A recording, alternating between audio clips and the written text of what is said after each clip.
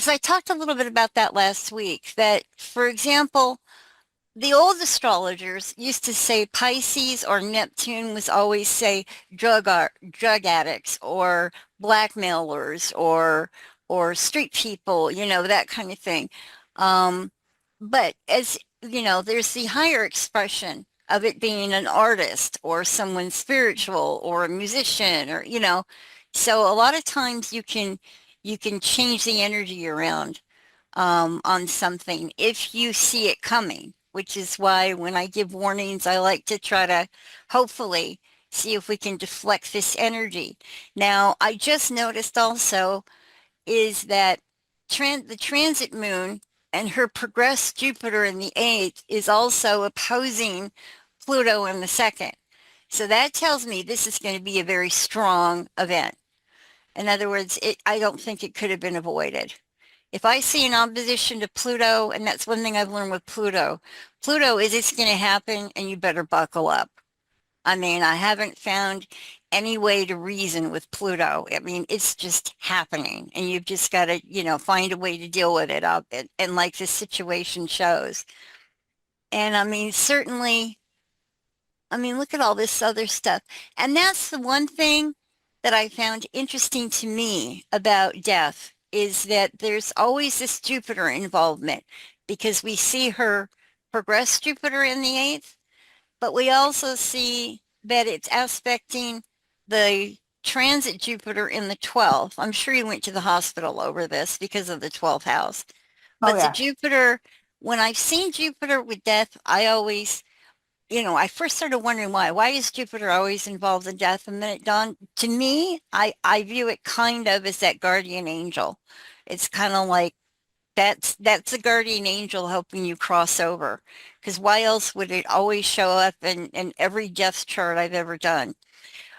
Which this is why when you're doing predictions, when you're looking forward, so many elements have to be taken into account because otherwise, with the eighth house, that could just be a surgery coming. How do I know the difference? Well, in surgeries, most surgeries I've done, I have not seen that Jupiter. When Jupiter is involved, I get worried. That tells me again that it's probably going to be death, not surgery. Mm. Um, and I don't know, like I said, maybe there's another explanation for Jupiter. It certainly puts the person in touch with another dimension, which Jupiter does. Jupiter represents like a expanding your horizons kind of energy. And certainly I think a death experience would do Yeah, that. yeah, you can't get around that expanding you to your Yeah, horizon. it definitely expands your dimensions. Yeah. Well, And this then we is see really also look at the first she's time that got I've ever heard this when Well, it when comes to Jupiter. It's always some other, like a what you would call malefic planet. Although when I was yeah. talking with a Vedic astrologer, they said, "Oh, Jupiter has a whole another side to it that you don't, most people don't even want to explore." Yeah. Well, So look at this. I what also you're see this making Neptune sense. opposition. God, no wonder yeah, look at this Neptune opposition in the sixth house, retrograde. Now, Mm. another thing, if I'm seeing something in the transits, then I don't look at that as a disease because a disease is going to show up in the sixth house progressions. It's not going to be in the transits. So if in the transits, that's going to tell me it's an event. So in other words, um, I wouldn't say you're going to die of cancer because I'm not seeing it in the sixth house, but I am seeing that transit, this Neptune Jupiter opposition is, that's why I wish I had my highlighter. Because if I was to take a highlighter and connect all these up, that's when you start seeing the picture. That's when the picture starts developing. You're going, okay, 12th house is hospitals. Sixth house is paramedics and health issues. Eighth house, of course, is death. Neptune tells you, the drugs. I mean, Pluto is, it's happening, so as you start that's why I call it a language. As you start putting these things all together and the words all together, a picture will appear. And that's when you're looking forward at something and those pictures start appearing, you go, oh, wow, look at that. I need to be careful of that. I need to look at this a little bit more, you know? And certainly with Uranus, you've got Uranus opposing your ascendant. That alone would rock anybody's world. If you had transit Uranus like that. Now, the reason why you came back would be the fact that Uranus was retrograde. Because if I saw this Uranus opposing your ascendant like this, because here it is in the seventh, at 2 and opposing your rising at 2, if I saw that without the retrograde, I would not think you're coming back. But that's the funny thing about retrogrades is is you take the meaning it would normally mean if it's direct, but with a retrograde, it's you're afraid it's going to happen, but something pulls back. Something holds it back. It pulls the energy back. So that retrograde is what kept you connected to this earth, actually. Otherwise, you would have crossed over without that retrograde, you know? And to give you I remember, I moved to Vegas because I had this offer to do this, big nighttime radio program with Psychic Friends Network, I remember. And I looked at my chart and in my mind, I was, we're all learning and evolving. In my mind, I went, damn, look at that radio show. I had the Uranus in the ninth and yada, yada. And I'm going, wow, this is going to happen. But it was retrograde. And I had three very famous astrologers. This kind of blew my mind. Three very known astrologers were looked at that and said, yeah, you're going to be rocking this radio show. Look at this, look at that. And we were all gung-ho because my chart was like looking like I was going to be doing this. And then, of course, the deal fell through and I had to walk away from the whole thing. And I sat there going, I'm not going on the air. And then I remembered the retrogrades. You think it's going to happen, but then it doesn't. And I mean, it seemed like all systems go there, but then at the last minute it didn't because of those retrogrades. That's the crazy thing about them. They do alter things greatly, like you coming back or me thinking I'm going to do this show. I even moved to Vegas and was looking at the studio. I mean, that's how close it was coming, right? And then the last minute, no, but it was the retrograde. So you really have to take that into account, when you're looking at your own chart, for example.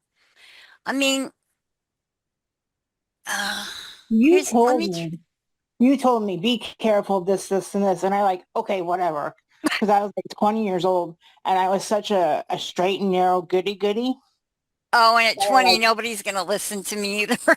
that I like laughed at you because I was like on the red ribbon campaign passing out, just say no, can't, and I was just like, okay, whatever. And I'm never going to touch drugs. I didn't even drink. I was one of these goody goodies. Well, Yeah, see, that's me. yeah, but thank God for that retrograde. Because you imagine this, if Uranus is opposing you, I would say your whole world is about to be turned upside down. But that retrograde, of course, kept you held on, so you didn't go off the edge entirely. So thank God for the retrograde. I remember my last love affair. Of course, I had my midlife crisis love affair. And it was when Uranus was in my fifth house, retrograde. And I remember looking at that going, well, enjoy it while you got it, kid, because once Uranus goes direct, it's going to be over. And like to the day Uranus went direct, that's when the relationship ended. So even though Uranus didn't move, just the fact that it shifted over to going direct, that was it. So things will flip when you see those changes too. Now let's see. I want to take a look and see what's going on with you now. So we got Stacey, was that also like a really tumultuous time for you in general? Because the Uranus is on the angle and it's right on the angle and it's pretty much, oh no, it's not. It's wait. Oh no, I pulled up a different chart. But yeah, Oh, she had okay. transit Uranus opposing her ascendant that year. So Oh, it was rough. Yeah, it was definitely. was it a few years since it's such a slow moving planet, or was it like kind of concentrated into a certain time period or what? It was a lot of years of growing up. Like I say, I never want to be 28 again. That was like my golden year. Mm-hmm. And I would never want to be that again. Well, no, I that's a good finally point got about cleared up. progressions. And this is why you have to, here's the thing, a progression is when it's applying, as it's moving up to the direct aspect, it's going to be in effect. Then you're going to have the direct impact, the 2 to 2, like that year, was 2 to 2. Then the year after, it's still going to be within range. So the thing about progressions is I call it a 3-year range. Okay. Now then, but you do get an idea. Oh, I've got a 3-year period of time where this is going to be in effect. That's where I'll start doing solar returns, and that will hone me down to each year. So if I want to look at each year individually, I'll then kick over to the solar return. And then, of course, you got the transits. We saw the moon is what kicked you off. Once that moon hit that opposition to Pluto, moon opposing Pluto, boom, that kicked that thing off. But so your transits also kick it off. So yeah, you're right. Progressions just kind of give you cycles, in other words. And that's where you got to look a little bit closer for things. Now, if I pull you up right now, what I did was I shifted you over, Stacy, to right now. And let's see, like what you got going on, right? I have a boring life now. We're okay. I was about to say, I'm not seeing a lot of movement there going on, you know? I mean, you do have transit Jupiter over your Saturn. The problem to me that I hate about when like a Saturn Jupiter kind of a thing is that um you're not moving backwards, certainly, because the Jupiter will pull you forward. But at the same time, the Saturn is going to be like this huge dead weight on your Jupiter. So it's like things aren't going to get so great either. They're not going to get horrible. They're not going to get so great. That Nope. really kind of sticks you in the middle, you know? We don't go forward, we don't go backwards. We're just surviving. Yeah, kind of spinning your wheels in place kind of a energy. And look at that. It's affecting your progressed Venus. So of course your love life probably is affected by that. Your career's right on there. So it's probably not going anywhere either, Don't you have a know? career. My health won't let me. Well, that's, and there you go. That's what's showing it, as you see, and that I want to look for what sticks out. When I'm looking at a chart, what is sticking out to me the most? And of course, I'm going to see that Jupiter up there, and that tells me, okay, your career's stuck, your love life's stuck, your friendships are kind of stuck. Saturn also is kind of like your life in general. So yeah, you may feel like you're spinning in place because of that. And Jupiter moves kind of slow, so it might take a while, but it will tell I'm you when. If you look I'm and follow with the that same Jupiter for guy. when it moves off of it, I'm that's when with things are going to Jonathan. change. We've been together we were together for off and on for 25 years, but we've been together consistently for 15. I love him to death. I just want to take that next step with him. Mm-hmm. You know, hit or get off the plot sort of thing. Because Right. I want to get married. I do want to get married someday in my life. And you haven't been married yet, have you? No, I have not. Okay, I'm going to pull something up because there's going to be very common things you're going to see with marriage. I'll pull one up that I know of course. I don't know if I ever will at this point in time because of the fact that I'm just kind of stuck. Well, that's the thing, I knew when my daughter was born, for example, she was not going to marry anytime before she was probably 40. How did I know that? Because there are very common aspects um, with with marriage. Let me see if I can pull this up.